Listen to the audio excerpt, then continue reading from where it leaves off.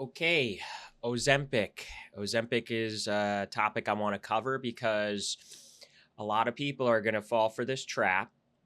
And originally, for a little while there, I was going to talk about some meta psychology. I wanted to get into that because a lot of issues really stem from psychology, stuff with relationships, weightlifting, and all that. You might have heard in one of my other videos that the answers are all there. The internet exists. You can find the answer to how to get big, how to get strong, how to get lean, etc.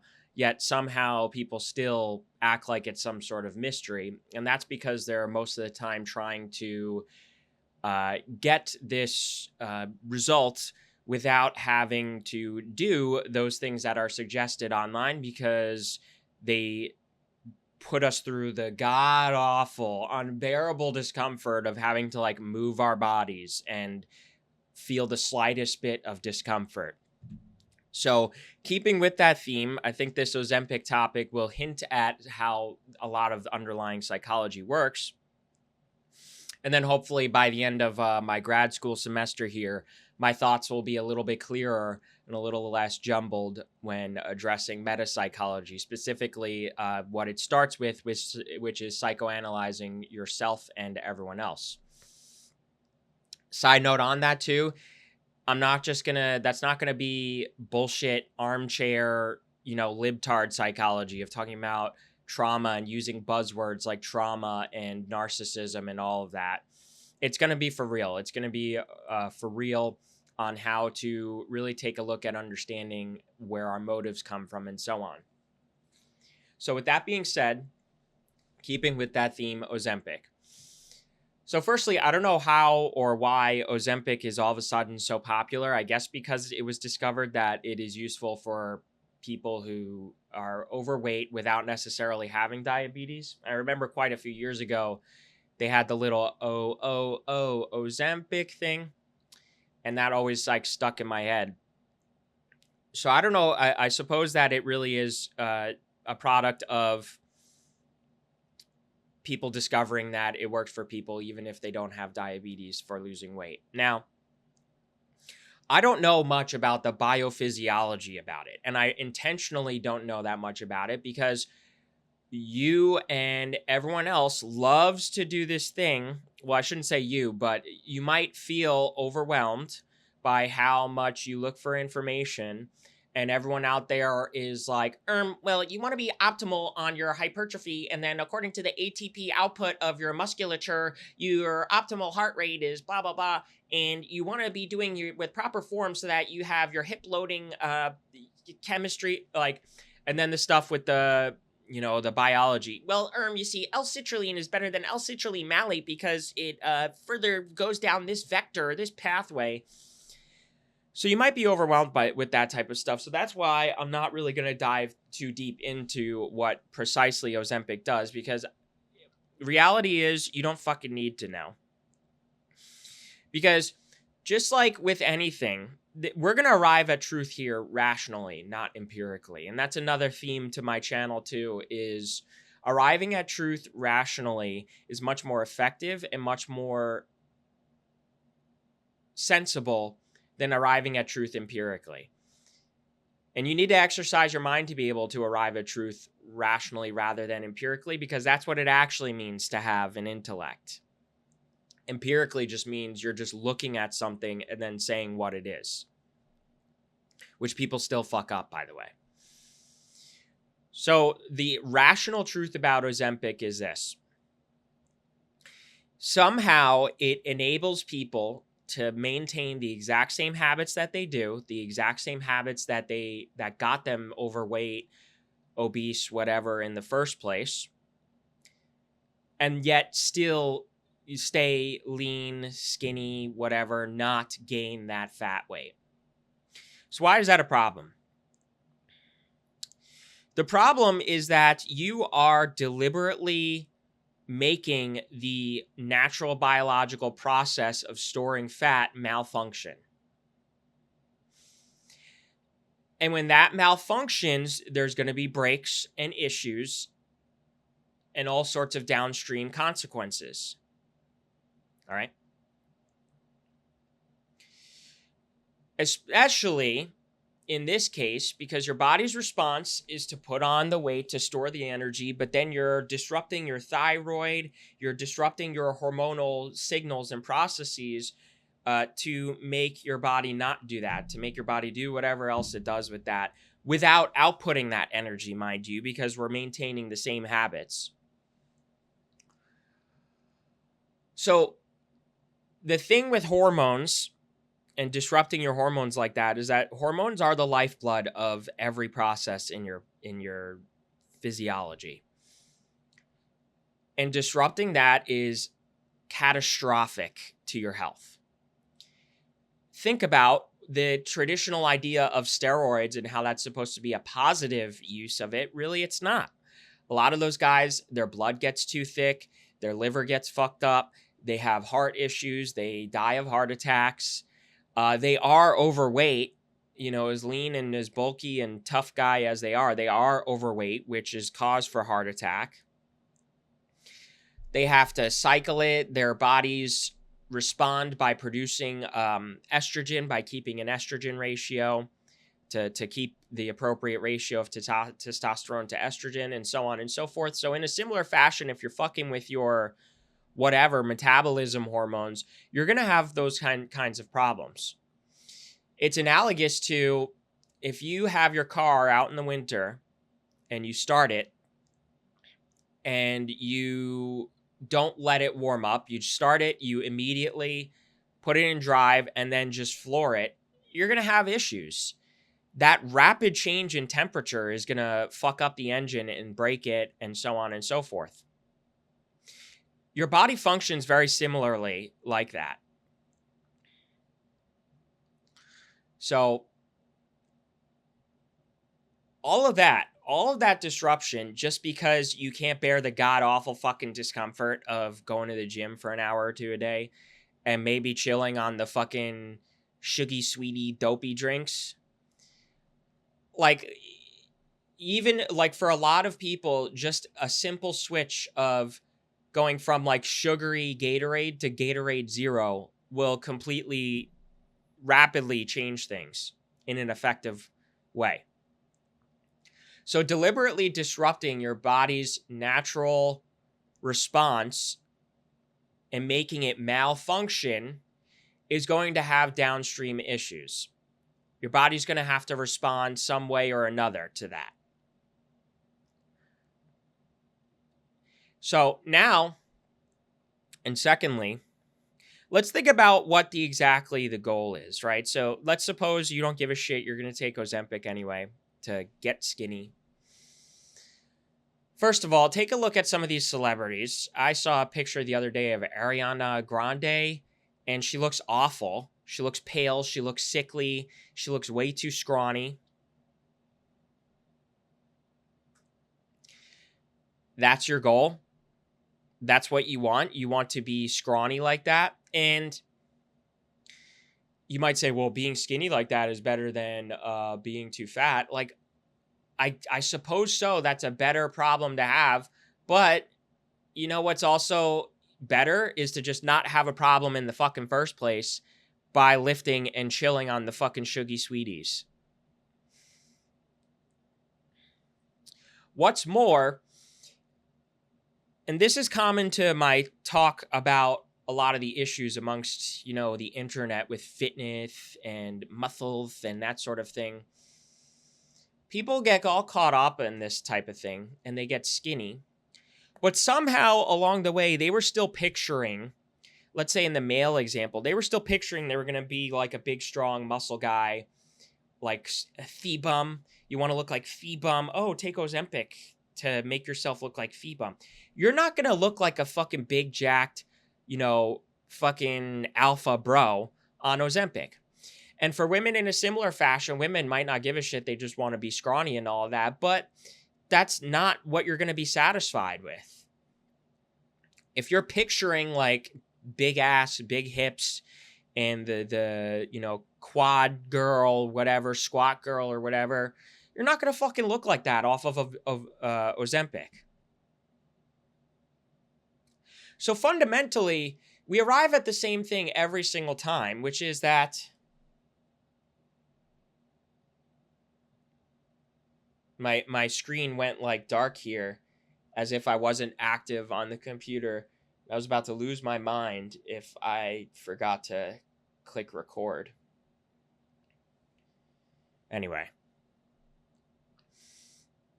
So fundamentally, we keep arriving at the same conclusion of you think you're going to get away with some sort of cheap trick like Ozempic, but at the end of the day, it's still not getting you the results you want. So what's the conclusion there? The conclusion is you're never going to fucking get around it. Like, you have no choice. You're never going to get around it. You're going to have to suck it up and forego your life of fucking hedonism, lift the weights, eat correctly, and achieve the results that you want. There's never going to be an escape or a cheap route or an excuse or anything like that. You have two choices. You can be pleased and comfortable but miserable, or you could be uncomfortable, not pleased, but happy. You have to fundamentally separate and understand the difference between pleasure and comfort, which leads to misery, versus displeasure and uncomfort in the pursuit of self-sacrifice, in the pursuit of higher forms, higher orders of existence, which will then produce happiness, joy, fulfillment, peace.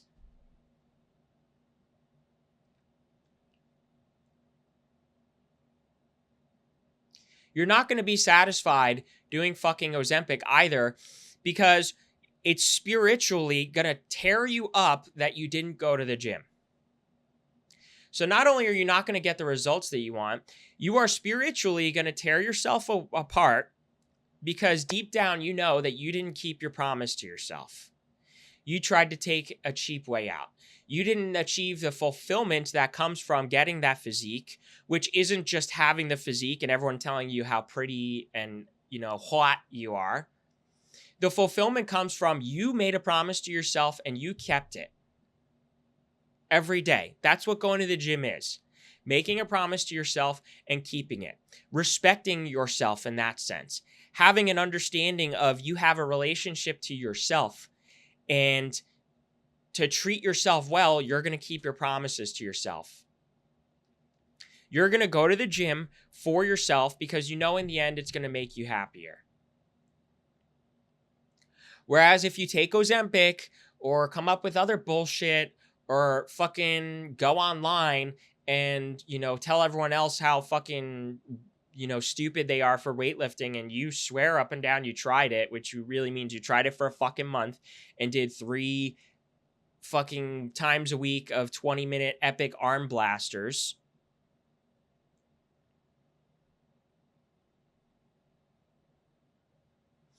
You can be that, or you can be the person that keeps their promise to themselves, gets the results that they want in the end, and is fulfilled and at peace.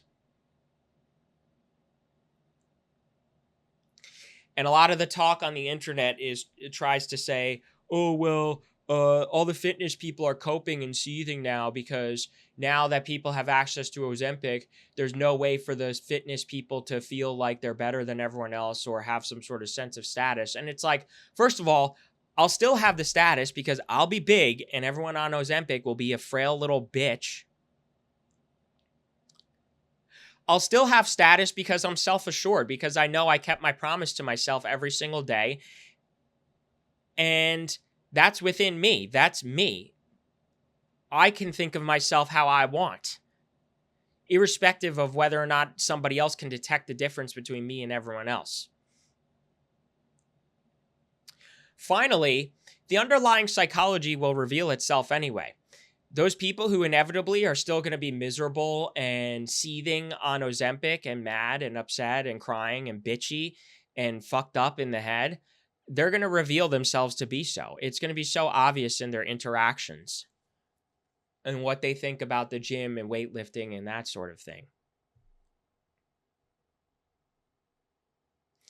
I'd venture that the more important part of all of this is understanding that underlying psychology of you're going to be miserable if you're not keeping your promises to yourself, if you're not treating yourself with the respect it takes to go to the gym. and to keep yourself healthy and that sort of thing, and getting the results that you want, giving to yourself, you're not getting there on Ozempic. You're getting there on nutting up and shutting the fuck up and accepting that you're not going to be able to please yourself 24/7 or be hedonistic or get some sort of cheap excuse or get some sort of cheat code to get the results.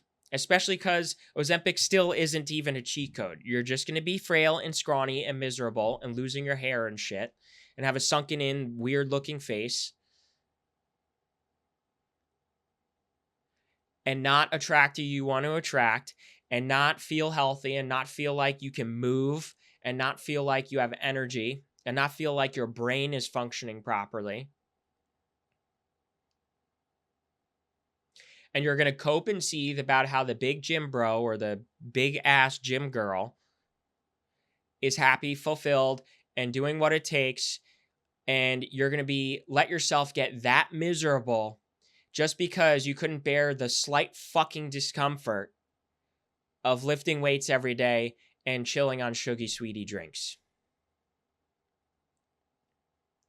So that's that for this one. Little shorter. I think I have to do series of short videos to put my thoughts together a little bit more effectively, because I'll keep zooming out and zooming out and zooming out. And somehow, for me to dissect, how you could start lifting, I start with so you see, it all started with the universe or something silly like that. Excuse me. My eye just all of a sudden freaked out.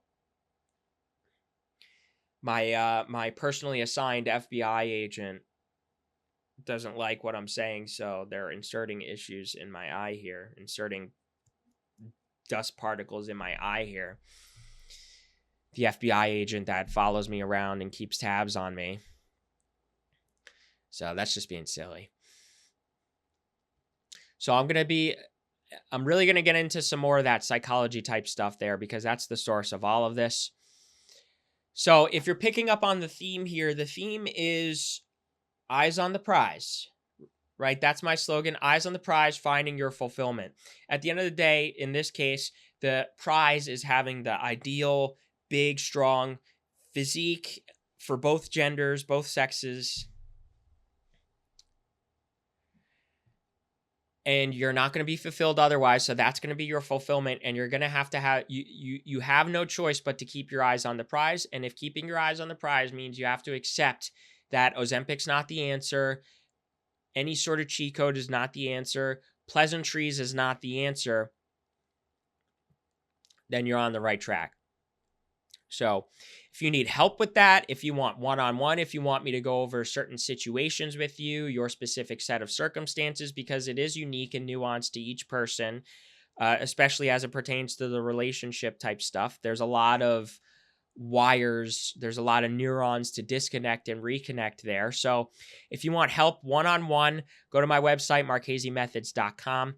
I do one-on-one, one-on-two, and one-on-3+. We go over muscle, we go over mentality, we go over marriage, right? Marriage is in that end goal of marriage, which starts with relationships. Muscle, money, mentality. There was one more, but whatever. All right, so thanks for tuning in, marchesemethods.com for one-on-one coaching. Follow me on Twitter too. YouTube's a little bit harder to build off of because it takes a moment to sit down and be prepared and everything, but Twitter's a real easy place to type out some thoughts as I have them. I'm building a little bit of a Twitter there. Some of my replies, some of my tweets have tens of thousands of views. I'm getting bookmarks and likes and all of that stuff. So that tells me that the Twitter is working. So be sure to follow me there if you're coming from YouTube. A lot of good stuff, a lot of ideas there. I go over politics a lot there too. So, chill out if you're like the type of person to freak out over politics. That's the nature of Twitter, but politics also has a lot to do downstream with this type of stuff with your life, right? A lot of people try to do the meme of like, but how does it affect you personally though? And in a way, it actually all does. All the issues that people have with like relationships, for example, the like gender war that's been going on for the past 10 years. Computer did the thing that again. A lot of that is downstream from politics, so that is important to understand and talk about too. So, all right, enough shilling. MarcheseMethods.com for one-on-one, one-on-two, or one-on-three coaching. Email me, tmarchese@marchesemethods.com if you just have some onesie, twosie questions. We could go over that and see if you need some more coaching. Stay tuned for more stuff about muscle and meta psychology. I'm really going to get into that. So, thanks for tuning in.